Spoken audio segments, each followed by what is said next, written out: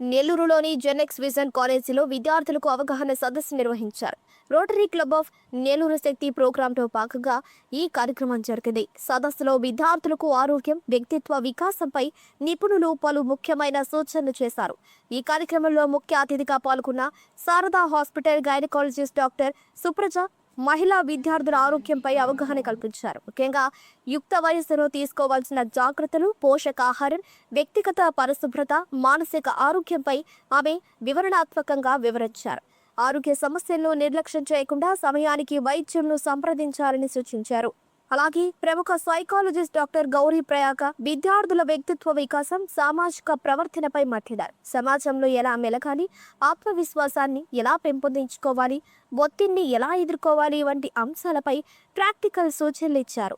ఈ సదస్సు విద్యార్థులకు ఎంతో ఉపయోగకరంగా నిలిచిందని కాలేజీ యాజమాన్యం తెలిపారు. కార్యక్రమంలో విద్యార్థులు ఆసక్తిగా పాల్గొని నిపుణులతో సందేహాలు నివృత్తి చేసుకున్నారు. బ్రేక్ ప్లాస్టిక్ పొల్యూషన్ అంటే ప్లాస్టిక్ ఎరాడికేషన్, ఈ 4 ఏరియాస్ లో నేను ఎక్కువగా ఫోకస్ చేసి వర్క్ చేయాలనుకున్నా. So let us do small little good things.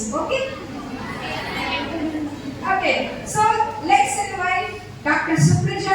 We'll come with some more solutions. Okay, right?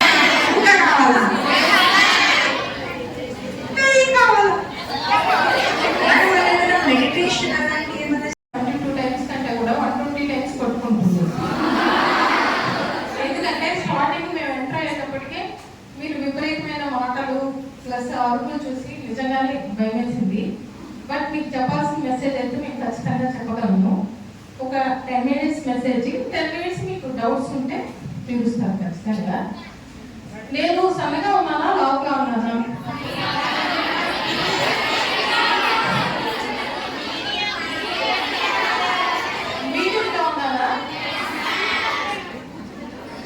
ఎందుకంటే నేను లావుగా ఉంటే పిల్లలకి పిసిఓడి మీద చెప్పడానికి వీలు కాదు. ప్రతి ఒక్కరు కూడా హెల్త్ వెల్త్ అని చెప్పారు కదా మేడం గారు, అలాగే ప్రతి ఒక్క అమ్మాయి కూడా హెల్త్ వెల్త్ రెండు చూసుకోవాలా, తన బాడీని కూడా చూసుకోవాలి. కానీ నాకు ఇక్కడ అందరూ హెల్తీగానే అనిపిస్తున్నారు. 99% కాదు, 100%. ఎవరు ఒబేసిటీ అయితే ఎవరు లేరు, ఒబేసిటీ ఎవరు కనపట్టలేదు, కానీ అందరూ బాగా హెల్తీగానే ఉన్నారు. ఈరోజు నేను doctor Supraja, gynaecologist, Sharada maternity hospital, mini bypass road, Nellore. ఈ పిసిఓడి అంటే ఏదో మీకు ఆల్మోస్ట్ కొంతమందికి తెలిసి ఉండొచ్చు. ప్రతి ఒక్కరు 10th క్లాస్ వరకు చదువుతారు కాబట్టి అందరికి బయాలజీ ఉంటుంది.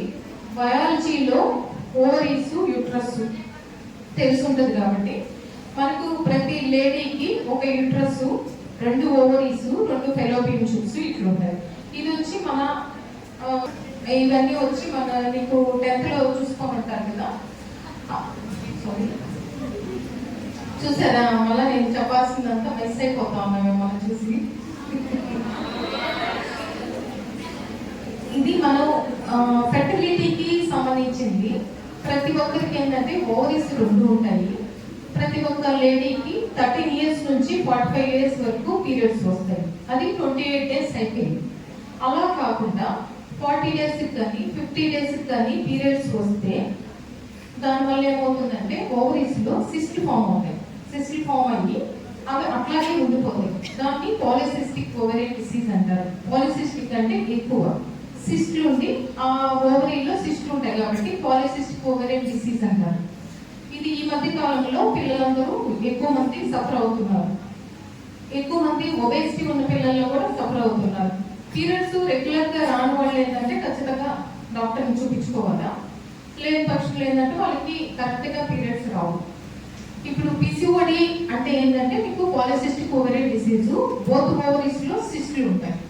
దానివల్ల ఏంటంటే సైకిల్ రెగ్యులర్ గా రాకుండా 40 డేస్ కానీ 50 డేస్ కానీ 4 మంత్స్ అలా వస్తున్నాయి. సో దాన్ని పిసిఓడి అంటారు. అది ఎందువల్ల వస్తుంది? ఎందువల్ల వస్తుంది అంటే ఇంతకు ముందు కాలంలో మేము చిన్నప్పుడు స్కూల్స్ అందరము నడిచి వెళ్ళేవాళ్ళం. స్కూల్స్ లో వల్ల స్పోర్ట్స్ డే, ఒక గేమ్స్ క్లాస్ ఒకటి ఉండేది. ప్లస్ ఇంటికి వచ్చి మళ్ళీ అందరము ఆడుకునే వాళ్ళము. ఇంటికి వచ్చి వర్క్ చేసేవాళ్ళం. ప్రతి ఒక్కరం కూడా ఇల్లు చిమ్మడం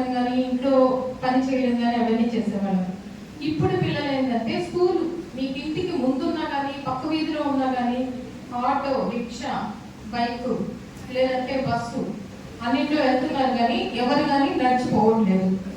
వీటి వల్ల ఏంటంటే మీ బాడీ రెసిస్టెన్స్ ఎక్కువైపోయి ఇన్సులిన్ రెసిస్టెన్స్ అనేది ఎక్కువైపోయి ఈ పీసీఓడి డెవలప్ అవుతుంది. అది ఒకటి. ఇంకోటి ఏంటంటే ఇంతకు ముందు కాలంలో ఏంటి, జంక్ ఫుడ్ ఎవరికి అవైలబిలిటీలో ఉండేది కాదు. బేకరీలు అస్సలు లేవు. ఎక్కడైనా ఉంటే టౌన్కి వెళ్ళినప్పుడు తెచ్చుకోవడము, బ్రెడ్ అట్లాంటివి తినేవాళ్ళు. ఇప్పుడు ప్రతి వీధిలో జంక్ ఫుడ్. పానీపూరి బండి మన ఇంటి ముందుకే వస్తుంది, లేదంటే చాట్ ఈ రోడ్లో పోతా ఉంటే వస్తుంది. ప్రతి ఒక్కరు ఏంటంటే స్కూల్ నుంచి వస్తూ అవి తినేసి వస్తున్నారు. జంక్ ఫుడ్కి బాగా అలవాటు పడిపోయారు. ఇంటికి రాకపోయినా ఈ మధ్య ఇంకా జొమాటో, స్విగ్గీ వీటిలో ఆర్డర్లు తెచ్చుకొని హ్యాపీగా కాలేజ్ కాలేసుకొని తినేసి ఇంట్లో పనులు అయితే ఏమీ చేయట్లేదు. మమ్మీ పని చేయమన్నా కానీ నేను చేయను, స్కూల్కి వచ్చి అలసిపోయానని చెప్పేసి సోఫాలో పడుకొని టీవీ చూస్తూ విత్ సెల్ ఫోన్, యూట్యూబ్ కానీ ఇన్స్టాగ్రామ్ కానీ చూసుకొని లైఫ్ అలా లీడ్ చేస్తున్నారు. ఇదేంటంటే ఎవ్రీ గర్ల్ టీనేజ్ పెళ్ళయ్యే వరకు సాగుతున్నాయి అట్లు. పెళ్ళైన తర్వాత మళ్ళీ మీరు ఖచ్చితంగా పెళ్ళి చేసుకోవాల్సిందే. సో అంటే పెళ్ళి చేసుకోనంటారా? అట్లా అంటే పీసీఓడికి కారణాలలో ఒకటి మీరు సెడెంటరీ లైఫ్ స్టైల్, ఇంకోటి జంక్ ఫుడ్ తినడము, ఇంకొకటి మీకు ఫ్యామిలీస్ లో మదర్కి కానీ సిస్టర్స్ కానీ ఎవరికైనా ప్రాబ్లమ్స్ ఉంటే మీకు రావచ్చు. లాస్ట్ బట్ లీస్ట్ ఏంటంటే ఏమన్నా హార్మోనల్ చేంజెస్ ఉన్నా, అంటే థైరాయిడ్ ఉన్నా, ప్రొలాక్టిన్ లెవెల్స్ ఎక్కువ ఉన్నా, అట్లాంటి పక్షంలో కూడా పీసీఓడి వచ్చేదానికి ఛాన్సెస్ ఉన్నాయి. ఇప్పట్లో అయితే మనకు అల్ట్రావైలెట్ రేస్ అంటే సన్ ఎక్స్పోజ్ ఎక్కువగా ఉంది. ఆ సన్ ఈ ఆటోమొబైల్స్ వల్ల, ఓజోన్ పొర డ్యామేజ్ వల్ల అల్ట్రావైలెట్ రేస్ ఎక్కువయ్యి అది కూడా ఓవరీకి, థైరాయిడ్కి, ప్యాంక్రియాస్కి ఎఫెక్ట్ అయిన దాని వల్ల కూడా హార్మోనల్ డిస్టర్బెన్స్ వస్తుంది. సో దీనివల్ల పీసీఓడి వచ్చేదానికి ఛాన్సెస్ ఎక్కువ ఉన్నాయి. ఇప్పుడు ఏం తెలుసుకున్నాం? ఫస్ట్ పీసీఓడి అంటే ఏమో తెలుసుకున్నాము, నెక్స్ట్ ఎందువల్ల వస్తుంది తెలుసుకున్నాం. ఇప్పుడు దానివల్ల ఫీచర్స్, సిమ్టమ్స్. మేము పీసీఓడి ఉంటే Okay, I did my MSc psychology and PG diploma psychology. So I'm not a doctor actually. Okay. And then ఇప్పుడు దాకా మీరు మీ ఫిజికల్ హెల్త్ గురించి చెప్పింది విన్నారు. ఇప్పుడు మనం సైకలాజికల్ హెల్త్ గురించి చూద్దాం. ఓకే, సో ఇవాళ రేపు మనందరికీ స్ట్రెస్ ఉంది. పుట్టిన పిల్లల దగ్గర నుంచి, పిల్లవాడు పుట్టినప్పటి నుంచి పెరిగి పెద్ద చచ్చిపోయేంత వరకు అందరికీ స్ట్రెస్. ప్రతి స్టేజ్ లో కూడా స్ట్రెస్ ఉంది మనకి. ఎవరికి స్ట్రెస్ ఉండదు అంటే చచ్చిపోయిన మనిషికి తప్పితే మిగతా అందరికీ స్ట్రెస్ ఉంది. పిల్లలు పుట్టినప్పటి నుంచి అమ్మ నాన్నకి స్ట్రెస్ మొదలవుతుంది. ఏం పేరు పెట్టాలి? ప్రపంచంలో ఎవరికి లేని పేరు మా పిల్లలకు ఉంటారు. సో ఫస్ట్ పేరు పెట్టడం దగ్గర నుంచి, తర్వాత ఏ స్కూల్లో వేయాలి, స్కూల్లో వేసాక వీడు చదువుతాడా చదవడా, చదివిన తర్వాత వీడు ఏ కోర్సులో జాయిన్ చేయాలి, 10th క్లాస్ అయిపోయాక సిఎంఏకి జాయిన్ చేయాలా, సిఏకి జాయిన్ చేయాలా, మెడిసిన్ చేయించాలా, ఇంజనీరింగ్ చేయించాలా, అది అయిపోయిన తర్వాత జాబ్ వస్తుందా రాదా, జాబ్ వచ్చాక పెళ్లి సరిగ్గా అవుతుందా అవుదా, పెళ్ళి అయ్యాక అమ్మాయి ఉంటుందా ఉండదా.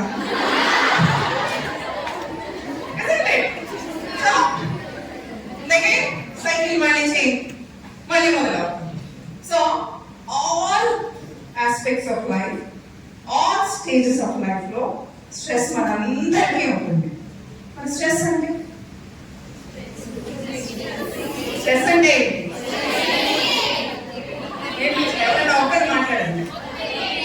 ఒత్తిడి ట్రాన్స్లేట్ చేస్తారు.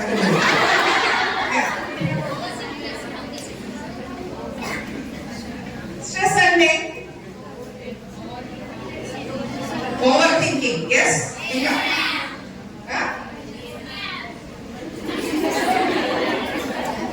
ఓకే, టెక్స్ట్ బుక్ డెఫినేషన్ చెప్పాలంటే your body's and mind's reaction to challenges, demands and changes. పిల్లంటే మార్జాల వాడు చెప్పా కదా, అర్థం కదా? Okay, just make it very simple to you. Stress అంటే ఏది లేదు, మనకు ఒక ఎక్స్పెక్టేషన్ ఉంటుంది. ఆ ఎక్స్పెక్టేషన్ కి జరిగే రియాలిటీకి మధ్యలో కనుక నెగటివ్ గ్యాప్ కనుక ఉంటే దాన్ని స్ట్రెస్ అనేసారు. For example, if I give you 2-3 examples you will definitely understand this very easy. మన దగ్గర ఒక 10 లక్షల రూపాయలు డబ్బులు ఉన్నాయి. మీరు సిఏ ఎస్డబ్ల్యూఏ వాటి కోసం చదువుతున్నారు కాబట్టి నేను ఇవే ఎగ్జాంపుల్ ఇస్తాను. ఓకే, ఒక 10,000 డబ్బులు ఉన్నాయి మన దగ్గర. ఈ 10,000 డబ్బులతోటి మనం ఇల్లు కట్టుకోవాలని అనుకున్నాం.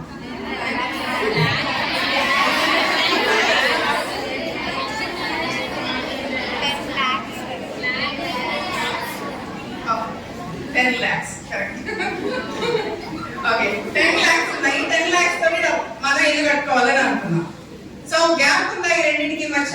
We have 10 lakhs, that is our reality, and our expectation is 10 lakhs.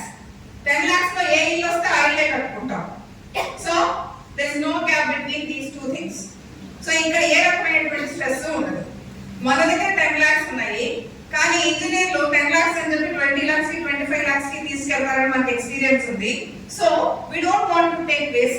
మన దగ్గర ఉన్న 10 lakhs కి మనం ఇంజనీర్ దగ్గరికి వెళ్ళి నాకు 5 lakhs కే ఇల్లు తెగి ఎలాంటి ఇల్లు వస్తే నేను అలాంటి ఇంట్లో ఉంటాను అని అడిగారు. But still there is a gap. మన దగ్గర ఉన్నది 10 lakhs, మన ఎక్స్పెక్టేషన్ 5 lakhs కదా. ఈ రెండింటి మధ్య గ్యాప్ ఉంది, but it's a positive gap. So ఈ పాజిటివ్ గ్యాప్ మనకి హ్యాపీనెస్ ఇస్తుంది. అండ్ మన దగ్గర ఉంది 10 lakhs, బట్ మనకి చాలా కోరికలు ఉన్నాయి. మన ఇల్లంతా మనం పోయి ఇంజనీర్ దగ్గర కూర్చొని ఎస్టిమేషన్ చేయించుకున్నప్పుడు ఆయన 25 lakhs మనకి ఎస్టిమేషన్ వేసి ఇచ్చాడు. సో ఇక్కడ గ్యాప్ ఎంత ఉంది? 15 lakhs.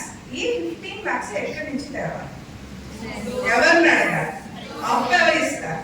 ఇస్తే ఎలా తీర్చాలి? ఒకవేళ తీర్చలేకపోతే పరువు పోతుందేమో, తీర్చలేకపోతే నెక్స్ట్ జనరేషన్ మీద బర్డెన్ పడుతుందేమో. సో ఇలాంటి ఆలోచనలన్నీ మన మీద స్ట్రెస్ గా పనిచేస్తాం.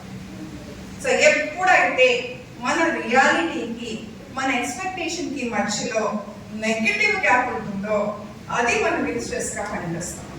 ఇంకొక ఎగ్జాంపుల్ చూద్దాం, అర్థమైందా? అర్థమైంది. సో